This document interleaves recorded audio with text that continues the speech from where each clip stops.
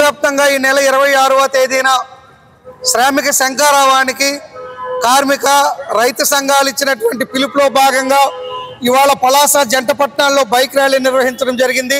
కేంద్ర ప్రభుత్వం గత కొంతకాలంగా కార్మిక వ్యతిరేక విధానాలు అవలంబిస్తున్న పరిస్థితి ఉంది. కార్మిక వ్యతిరేకంగా 4 లేబర్ కోడ్లను రద్దు చేసినటువంటి పరిస్థితిని చూసాం.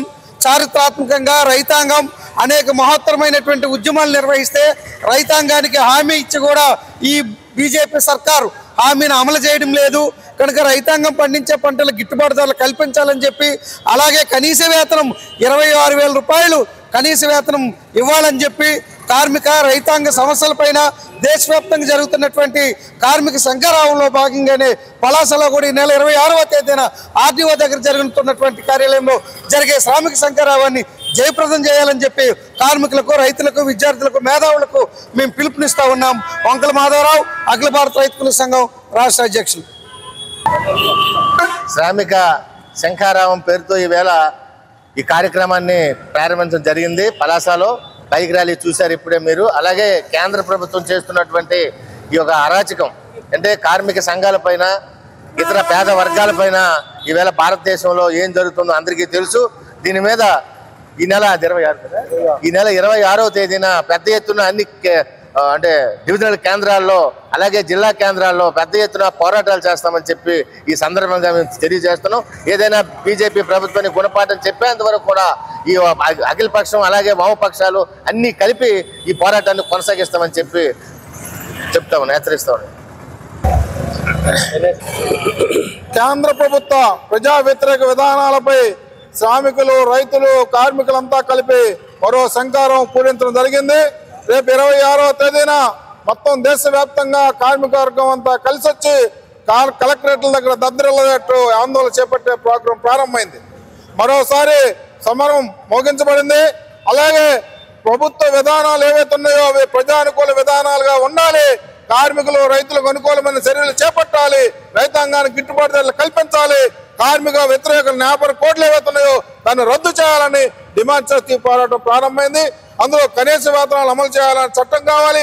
సమగ్ర చట్టం అసంఘటిత కార్మికులకు ఏర్పాటు చేయాలని, అలాగే ఈ స్కీమ్ వర్కర్ని కార్మికులుగా గుర్తించాలని, ప్రభుత్వ రంగ సంస్థలు ప్రైవేటుగా కాకుండా ఆపాలని, విశాఖ ఉక్కును పరిరక్షించాలని ఈ పోరాటం ప్రారంభమైంది. మరో పోరాటం సిద్ధమవుతున్నాం. ప్రభుత్వం కాసుకోవాలని కోరుతున్నాం. 26 జరిగే శ్రామిక శంఖారావుని జయప్రదం చేయాలని వేళ బైక్ ర్యాలీ నిర్వహించడం జరిగింది. కార్మిక వర్గాన్ని సమీకరిస్తామని ఈ సందర్భంగా ప్రభుత్వం హెచ్చరిస్తున్నాం. సిఐటి జిల్లా కార్యదర్శి కనపతి. మిత్రులారా, శ్రామిక శంఖారావంతో ఈ రోజు ప్రారంభమైనటువంటి కేంద్ర ప్రభుత్వ ప్రజా వ్యతిరేక విధానాలకు వ్యతిరేకంగా దేశంలో ఓంపక్ష ప్రజా సంఘాల ఐక్యతతో, రైతు సంఘాల ఐక్యతతో, శ్రామిక సంఘాల ఐక్యతతో కేంద్ర ప్రభుత్వానికి వ్యతిరేకంగా మా కార్మిక శంఖారావాన్ని ఈ రోజు మేము పూరిస్తా ఉన్నాం. అలాగే ఈ నెల 26 నుండి అలాగే డిసెంబర్ 26 వరకు కేంద్ర ప్రభుత్వ విధానాలకు వ్యతిరేకంగా మా యొక్క కార్యక్రమాన్ని పరిపూర్తి చేయాలని దేశంలో మా వామపక్ష ప్రజా సంఘాలు నిర్ణయించడం జరిగింది. ప్రధానంగా ఏదైతే బీజేపీ రోజు దేశంలో అధికారంలోకి వచ్చిందో దేశాన్ని పెంచి పోషిస్తున్నటువంటి కార్మిక వర్గం, రైతాంగం వాళ్ళ పొట్ట కొట్టి కార్పొరేట్ల కడుపు నింపే ఈ విధానాలు రద్దు కావాలని చెప్పేసి ఈ రోజు మా ప్రజా సంఘాల తరఫున, శ్రామిక సంఘాల తరఫున మేము పోరాడుతూ ఉన్నాం.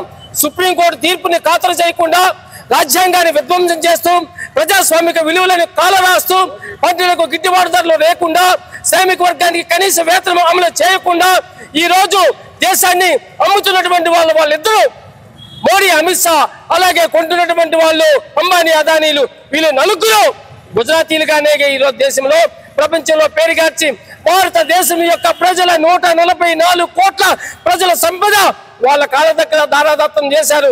దాన్ని మేము ప్రజా సంఘాలుగా అంగీకరించాం, ఒప్పుకోం. ఇది ఖచ్చితంగా ప్రజల సంపద ప్రజల వద్దకే చేరాలి, ప్రజల హక్కులు వాళ్ళకి కాలరాయకుండా చూడాలని చెప్పి మేము పోరాడుతున్నాం. అలాగే ఈరోజు ఉపాధి హామీ సమస్యలు కానీ, కనీస వేతనం కానీ, కనీస గౌరవం కానీ అనేక రకాల సమస్యలు ప్రజలు ఎదుర్కొంటున్నారు. కరెంటు బిల్లులు, మా ఉత్తరాంధ్రలో విశాఖ స్టీల్ ప్లాంట్ సమస్య, మాకు జీడి పంట ఏదైతే ప్రధానంగా ఉందో అది గిట్టుబాటు సమస్య.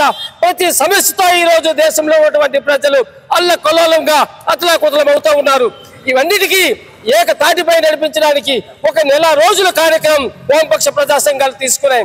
అవన్నింటినీ విజయవంతం చేయాలని మీ అందరినీ మనస్ఫూర్తిగా కోరుకుంటున్నాం. నా పేరు తామాన సన్యాసరావు, అఖిల భారత వ్యవసాయ గ్రామీణ కార్మిక సంఘం. Thank you comrades, thank you. ప్రైవేటీకరణకు వ్యతిరేకంగా పోరాడతాం.